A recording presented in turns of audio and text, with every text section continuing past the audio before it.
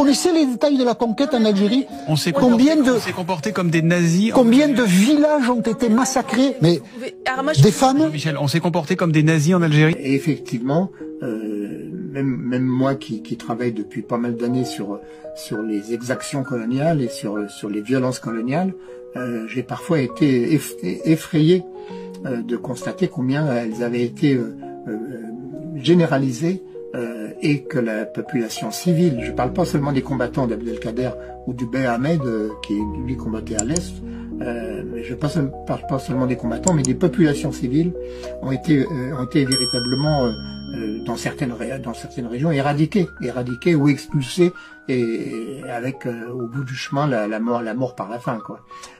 Et puis des pratiques qui sont absolument abominables, qui étaient des pratiques de violence immédiate, avec par exemple la décapitation des prisonniers, ou même parfois des simples paysans qui avaient été pris, peut-être parce qu'ils avaient essayé une tentative de toute petite résistance.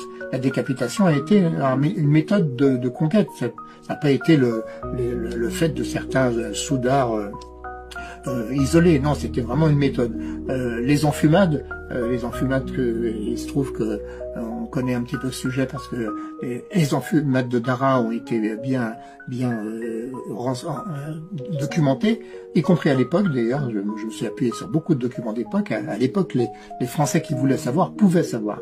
Et puis l'usage des razzias, par exemple, les razzias qui là vraiment concernaient toute la population algérienne. Je pense que toute la population rurale, en tout cas, c'est-à-dire 95% de la population algérienne de l'époque, a subi les razzias. Le razzia, c'est quoi? C'est tout simplement une colonne armée qui arrive près d'un village ou près d'un campement d'une tribu et qui prend tout.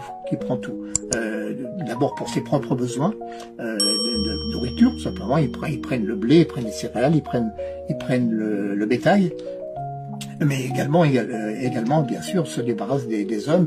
Le viol des femmes est un phénomène que je référence d'une façon assez terrible dans le livre, mais bon, c'est la réalité. Et la razzia signifiait quoi? Ça signifiait la mort de faim.